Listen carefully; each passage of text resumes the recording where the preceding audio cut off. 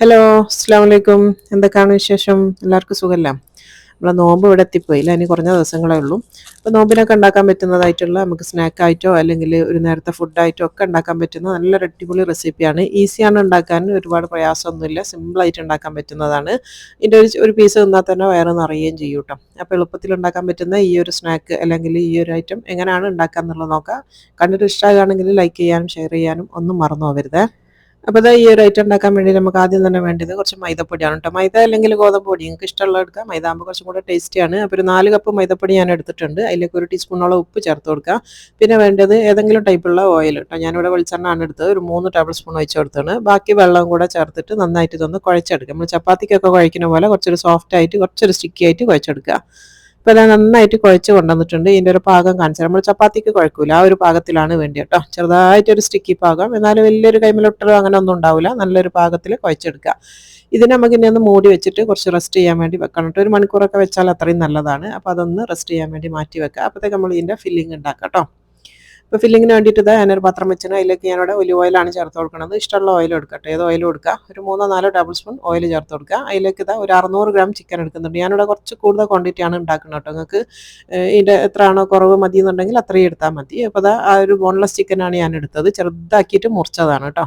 എന്നിട്ട് നന്നായിട്ട് ഈ ഓയിലൊന്ന് ചൂടാക്കിയതിന് ശേഷം അതിലിട്ടിട്ട് നന്നായിട്ടൊന്ന് മിക്സ് ചെയ്തെടുക്കുക. അപ്പോൾ നമ്മൾ ഈ ഒരു ബോൺലെസ് ചിക്കനും അതുപോലെ തന്നെ ഇത്രയും ചെറിയ പീസായിട്ട് മുറിച്ചതുകൊണ്ട് തന്നെ പെട്ടെന്ന് വെന്ത് കിട്ടും. ഒരു 3-4 മിനിറ്റ് മതിയിട്ട് അത് വെന്ത് കിട്ടാൻ വേണ്ടിയിട്ട്. അപ്പോൾ അതൊന്ന് ചൂടായിട്ടുണ്ട്. അതിലേക്ക് 1 ടീസ്പൂൺ ഉപ്പാണ് ചേർത്ത് കൊടുക്കുന്നത്. അപ്പോൾ അത് ഉപ്പും കൂടെ ചേർത്തിട്ട് ഒന്നും കൂടെ ഒന്ന് മിക്സ് ചെയ്ത് കൊടുക്കുക.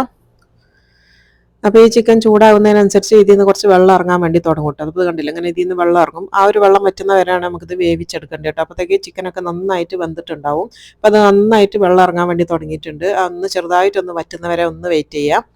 ഇപ്പോൾ അത് ഓൾമോസ്റ്റ് ഒന്ന് വറ്റി കഴിഞ്ഞിട്ടുണ്ട്. ഇനിയിപ്പോൾ ഇതിൽ കുറച്ച് വെള്ളമേ ഉള്ളൂ കേട്ടോ. അപ്പോൾ ചിക്കനൊക്കെ വെന്തണം എന്നുള്ളത് ഒന്ന് ചെക്ക് ചെയ്ത് നോക്കിയാൽ മതി. അപ്പോൾ നന്നായിട്ട് വെന്തിട്ടുണ്ട്. ഇപ്പോൾ അതാ ഞാൻ നോക്കിയപ്പോൾ നന്നായിട്ട് ചിക്കനൊക്കെ വെന്ത് കഴിഞ്ഞു കേട്ടോ. ഈ ഒരു പാകത്തിലായി കഴിഞ്ഞാൽ ഇനി നമ്മളിതിലേക്ക് കുറച്ച് വെജീസും കൂടെ ചേർത്ത് കൊടുക്കുന്നുണ്ട്. ഞാനിവിടെ അതാ ഒരു 1/2 കപ്പ് ക്യാരറ്റ് ചെറുതായിട്ട് മുറിച്ചെടുത്തതാണ്. അതുപോലെ തന്നെ റെഡ് ബെൽ പെപ്പറും യെല്ലോ ബെൽ പെപ്പറും 2 കളറിലുള്ള ക്യാപ്സിക്കാണ് കേട്ടോ. ഇഷ്ടമുള്ള കളർ എടുക്കുക, പച്ച ആണെങ്കിൽ പച്ച എടുക്കുക, കുഴപ്പമൊന്നുമില്ല. അപ്പോൾ അത് മൂന്നും കൂടെ അരിഞ്ഞതെല്ലാം അരച്ച കപ്പാണ് ഞാൻ എടുത്തത്. എന്നിട്ടെല്ലാം കൂടെ ജസ്റ്റ് ഒന്ന് മിക്സ് ചെയ്ത് കൊടുക്കുക. ഈ ഒരു വെജിറ്റബിൾസ് ഇതിപ്പം ചേർത്ത ഒന്നും തന്നെ ഒരുപാട് കുക്ക് ചെയ്യേണ്ട ആവശ്യമുള്ള ഒന്നും തന്നെ ഇല്ല കേട്ടോ. അപ്പോൾ ജസ്റ്റ് ഒന്ന് മിക്സ് ചെയ്ത് കൊടുത്താൽ മാത്രം മതി. അപ്പോൾ നന്നായിട്ടൊന്ന് ഇളക്കി മിക്സ് ആക്കി കൊടുക്കുക. ആ ഒരു പച്ചക്കറിയൊക്കെ ഒന്ന് ചൂടായി കിട്ടിയാൽ മതി കേട്ടോ. അത്രേ നമുക്ക് ആവശ്യമുള്ളൂ. നന്നായിട്ടൊന്ന് ചൂടായി കിട്ടിയാൽ മതി.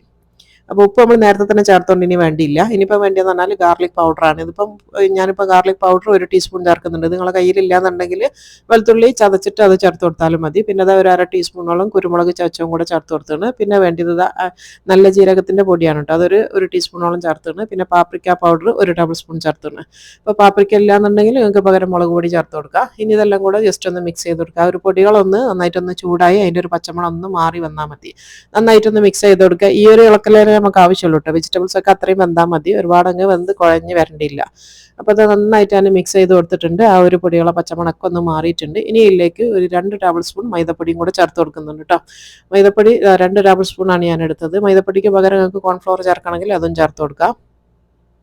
ഇനി ഈ പൊടി ഒന്ന് ചൂടായി കിട്ടുന്നവരെ നന്നായിട്ട് ഒന്ന് ഇളക്കി മിക്സ് ആക്കി കൊടുക്കുക കേട്ടോ. ആ ഒരു പൊടി ഒന്ന് വെന്ത് വരണം. ജസ്റ്റ് ഒന്ന് മിക്സ് ചെയ്ത് കൊടുത്താൽ മതി. നല്ല ചൂടിലുള്ള പാനാണ് നമ്മളെടുത്തുള്ളത്, അതുകൊണ്ട് തന്നെ പെട്ടെന്ന് ചൂടായി കിട്ടും. അപ്പോൾ ആ ഒരു പൊടിയൊക്കെ നന്നായിട്ടൊന്ന് ചൂടായി അതിൻ്റെ നല്ലൊരു മണം വരും. ആ സമയത്ത് നമ്മളിതിലേക്ക് 1 കപ്പ് പാലും കൂടെ ഒഴിച്ച് കൊടുക്കണം. അപ്പോൾ അത് 1 കപ്പ് പാലും കൂടെ ഒഴിച്ച് കൊടുക്കുന്നുണ്ട്. അപ്പോൾ ജസ്റ്റ് ഒന്ന് മിക്സ് ചെയ്ത് ഇളക്കുന്ന സമയത്ത് തന്നെ ആ പാലൊക്കെ പെട്ടെന്ന് അങ്ങ് കുറുകി വരും കേട്ടോ. നമ്മൾ ആ ഒരു മൈദപ്പൊടിയും കൂടെ ചേർത്തതുകൊണ്ട് തന്നെ പെട്ടെന്ന് അങ്ങ് കുറുകി വരും.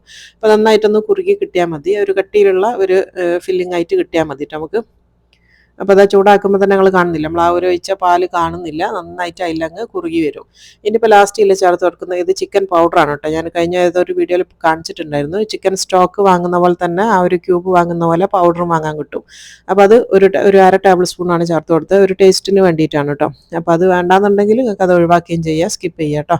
ഇനി അത് പൗഡർ ഇല്ല, ക്യൂബാണ് കയ്യിലുള്ളതെന്നുണ്ടെങ്കിൽ ഒരു ക്യൂബിൻ്റെ ഒരു പകുതി ചേർത്ത് കൊടുത്താൽ മതി. ഇനി അതെല്ലാം കൂടെ കൂട്ടിയിട്ട് ഇത് നന്നായിട്ടൊന്ന് മിക്സ് ചെയ്ത് കൊടുത്തിട്ടുണ്ട്. ഇപ്പോൾ നമ്മൾ അടിപൊളി ഫില്ലിങ് ഇവിടെ റെഡി ആയിട്ട് അത്രയും വറ്റിയാൽ മതിട്ട്, ഒരുപാട് നേരം വറ്റിക്കണ്ട. ഇനി ഇത് ഓഫ് ചെയ്യുക. ഇനിയിപ്പോൾ നമ്മൾ നേരത്തെ കുഴച്ച് വെച്ചിട്ടുള്ള നമ്മളെ മാവ് 1 മണിക്കൂർ ഞാൻ റെസ്റ്റ് ചെയ്തതിന് ശേഷമുള്ള മാവാണ് ഇട്ടത്. നന്നായിട്ട് സോഫ്റ്റായി വന്നിട്ടുണ്ടാവും. ഇതിപ്പോൾ നമ്മൾ കണ്ടില്ല, അതിൽ നമ്മൾ ആ ഒരു എണ്ണ ചേർക്കുന്നതോട് കൂടി തന്നെ ഈ ഒരു മാവിന് ഭയങ്കര സോഫ്റ്റ് ആയിരിക്കും ഉണ്ടാവുക. അതുപോലെ തന്നെ ഇത് വെച്ചിട്ടുണ്ടാക്കുന്ന റൊട്ടിയും ഭയങ്കര സോഫ്റ്റ് ആയിരിക്കും. ഒരു രണ്ട് കൈ കൊണ്ടൊക്കെ രണ്ട് വിരലുകൊണ്ടൊക്കെ നമ്മൾ മുറിക്കാൻ പറ്റുന്ന റൊട്ടി എന്ന് പറയില്ല, അങ്ങനത്തെ ഒരു റൊട്ടി ആവാൻ വേണ്ടിയിട്ടാണ് നമ്മൾ ഇതിൽ എണ്ണ ചേർത്തിട്ട് കുഴച്ചെടുക്കുന്നത്. ഇനിയിപ്പോൾ അതൊരു പൂരിനെക്കാട്ടിലും ഒരു ഇത്തിരിയും കൂടി വലിപ്പം, അല്ലെങ്കിൽ സാധാരണ ചിലപ്പം ചില ആൾക്കാർ പൂരിക്ക് ഈ ഒരു സൈസ് എടുക്കുന്നുണ്ടാവും, അങ്ങനത്തെ ഒരു സൈസിലേ എടുത്തിട്ടുള്ളൂ കേട്ടോ. ചപ്പാത്തിൻ്റെ അത്രയും വേണ്ട, അതിൽ കുറവുള്ള ഒരു സൈസായിട്ടാണ് ഞാൻ ഉരുട്ടിയെടുത്തത്. എന്നിട്ട് ഇത് നന്നായിട്ടൊന്ന് പരത്തിയെടുക്കുക, നല്ല നേരിയതായിട്ട് ഒരു ചപ്പാത്തിൻ്റെ വലുപ്പത്തിൽ പരത്തിയെടുക്കുക. ഞാനിവിടെ ഇത് നമ്മളൊരു ഡിന്നറിന് വേണ്ടി ഉണ്ടാക്കുന്നതായതുകൊണ്ട് കുറച്ച് വലുപ്പത്തിലാണ് ഉണ്ടാക്കുന്നത്. നിങ്ങളിത് സ്നാക്കായിട്ടാണ് ഉണ്ടാക്കുന്നതെങ്കിൽ ഇത്രയും വലുതെടുക്കണ്ട കേട്ടോ, ചെറിയ ചെറിയ റൊട്ടിയായിട്ട് ചുട്ടെടുത്താൽ മതി. ഇനിയിപ്പോൾ ആ തോഴ് ചൂടായ തവയിലേക്ക് ഇട്ടിട്ട് ആദ്യത്തെ മറിച്ചിട്ടിൽ വേഗം ഒന്ന് മറിച്ചിട്ട് കൊടുക്കുക. അടിഭാഗം ഒന്ന് വെന്തിർന്ന് കഴിഞ്ഞാൽ നമ്മൾ തിരിച്ചിട്ട് കൊടുക്കുക. രണ്ട് മറിച്ചിടലേ ഉള്ളൂ. അപ്പോൾ അത് അടിഭാഗം ഒന്ന് നന്നായിട്ട് പൊള്ളി വരും. ഇനിയിപ്പോൾ പൊള്ളുന്നില്ല എന്നുണ്ടെങ്കിൽ ഒരു പകുതിയൊക്കെ ഒന്ന് നിന്ന് പോവുകയാണെങ്കിൽ ഒരു ചട്ടാൻ വെച്ചിട്ട് ജസ്റ്റ് ഒന്നിങ്ങനെ ഒന്ന് തൊട്ട് കൊടുത്താൽ മതിയിട്ട്, അപ്പോൾ നന്നായിട്ട് പൊള്ളി വന്നോളും.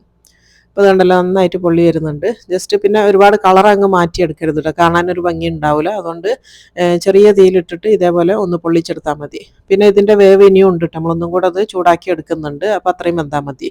അപ്പോൾ അതാ അടുത്ത രണ്ടാമത്തെ ഒന്ന് ഞാൻ സ്പീഡിൽ കാണിച്ചു തരുന്നുണ്ട്. അപ്പോൾ അതാ 2 പ്രാവശ്യം മറിച്ചിടുമ്പോഴത്തേക്ക് അടിഭാഗത്തു നിന്ന് പൊള്ളി വരും. എന്നിട്ട് ചട്ടകം കൊണ്ടൊന്ന് അമർത്തി ഇതിനൊന്ന് റെഡിയാക്കി എടുത്താൽ മതി. അത്രയേ ഉള്ളൂ, സിമ്പിളാണ്. ഇതേപോലെ ഇനി ബാക്കിയുള്ള കംപ്ലീറ്റ് ഞാൻ ചുട്ടെടുത്തിട്ടുണ്ട്. ഇനിയിപ്പോൾ വേണ്ടിയ ഒരു മുട്ടയും പിന്നെ കുറച്ച് കോൺഫ്ലെക്സും ആണ് വേണ്ടി കേട്ടോ. കോൺഫ്ലെക്സ് നിർബന്ധമാണ്, അതിന് പകരം ഇനി ബ്രെഡ് ക്രംസ് എടുത്താൽ ചിലപ്പോൾ ശരിയാവുമോ എന്ന് എനിക്കറിയില്ല കേട്ടോ, കാരണം നമ്മൾ ബേക്ക് ചെയ്യാനുള്ളതാണ്. അപ്പോൾ അതാ ആ ഒരു മുട്ട നന്നായിട്ടൊന്ന് ബീറ്റ് ചെയ്ത് കൊടുത്തിട്ടുണ്ട് ഒരു ഫോർക്ക് വെച്ചിട്ട്.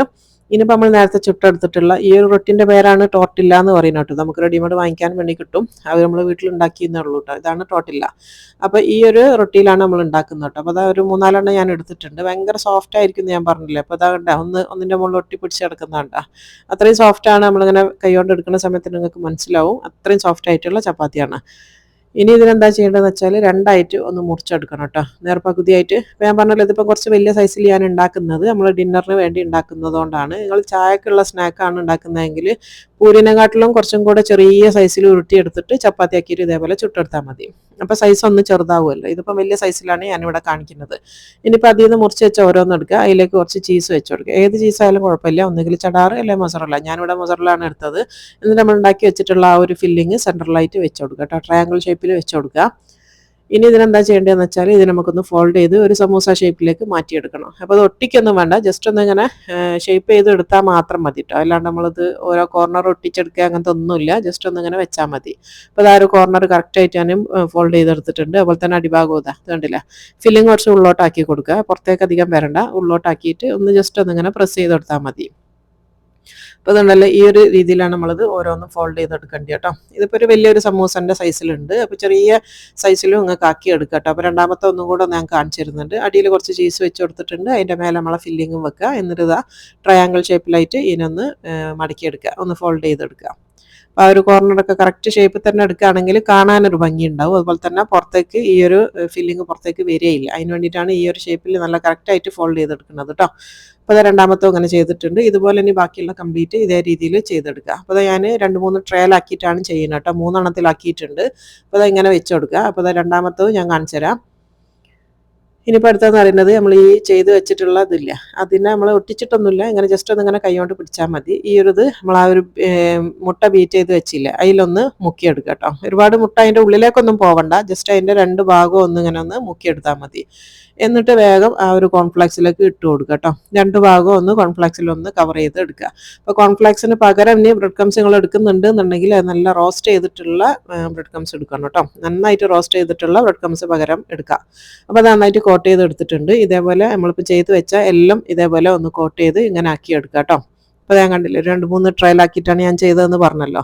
അപ്പോൾ അതാ എല്ലാം ഇതേപോലെ ചെയ്ത് വെച്ചിട്ടുണ്ട്. ഇനിയിപ്പോൾ എന്താ ചെയ്യേണ്ടതെന്ന് വെച്ചാൽ ഇതിൻ്റെ മേലെ ഇത് ഓപ്ഷണലാണ്, വേണമെങ്കിൽ മാത്രം മതി. ഞാനൊന്നും കൂടെ ഒന്ന് ഇവിടെ ചീസ് എല്ലാവർക്കും ഇഷ്ടമായതുകൊണ്ട് കേട്ടോ, ചീസ് ലവേഴ്സ് ആണെങ്കിൽ മാത്രം ചെയ്താൽ മതി.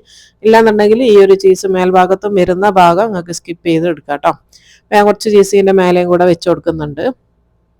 അപ്പോൾ പുറം ഭാഗവും ഒരു ചീസി ആവും. അതുപോലെ തന്നെ തിന്നുന്ന സമയത്ത് നല്ലൊരു വെളിച്ചിലൊക്കെ ഉണ്ടാവും. ഇതിന് വേണ്ടിയിട്ട് ഇങ്ങനെ ചെയ്തേ ഉള്ളൂ. അപ്പോൾ ഇത് നമുക്ക് ബേക്ക് ചെയ്യാണ് വേണ്ടത്. 220 ഡിഗ്രിയിൽ ഒരു 10 മിനിറ്റ് ബേക്ക് ചെയ്താൽ മതി. ഉള്ളിലുള്ള ഒന്നും തന്നെ വേവാനില്ല. അപ്പോൾ ജസ്റ്റ് ഈ ഒരു ചീസ് ഒന്ന് മെൽട്ടായി കിട്ടിയാൽ മതി. അപ്പോൾ ഞാൻ ബേക്ക് ചെയ്ത് കൊണ്ടുവന്നിട്ടുണ്ട്. അപ്പോൾ ഈ ഒരു രീതിയിൽ നിങ്ങൾക്കിത് ഓവനിൽ തന്നെ വെക്കണം എന്നില്ല. നമ്മൾ സാധാരണ കേക്കൊക്കെ ചെമ്പിൽ വെച്ച് ബേക്ക് ചെയ്യില്ല, അതുപോലെ ചെയ്യണമെങ്കിൽ അങ്ങനെയും ചെയ്തെടുക്കാം കേട്ടോ. ഇതിന് ഓവൻ തന്നെ നിർബന്ധമായിട്ട് വേണമെന്നൊന്നുമില്ല. അപ്പോൾ അത് കണ്ടല്ലോ. ഇനി നമ്മളിത് മുറിച്ചിട്ട് ഇതിൻ്റെ ഒരു ശബ്ദം കേൾപ്പിച്ചാൽ നല്ല ക്രിസ്പി ആയിരിക്കും കേട്ടോ.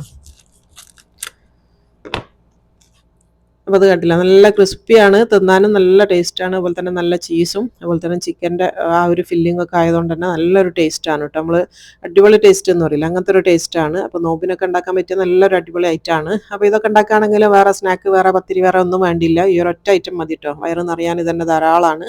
അപ്പോൾ അടിപൊളിയായിട്ടുള്ള ഈ ഒരു റെസിപ്പി എല്ലാവരും ട്രൈ ചെയ്ത് നോക്കുക, സേവ് ചെയ്ത് വെച്ചിട്ട് നോമ്പിനൊക്കെ ഉണ്ടാക്കി നോക്കണേ. അപ്പോൾ ഇൻഷാ അല്ലാഹ് ഇനി അടുത്ത നല്ലൊരു വെറൈറ്റി റെസിപ്പി ആയിട്ട് ഇനി അടുത്തതിൽ കാണാം. അസ്സലാമു അലൈക്കും.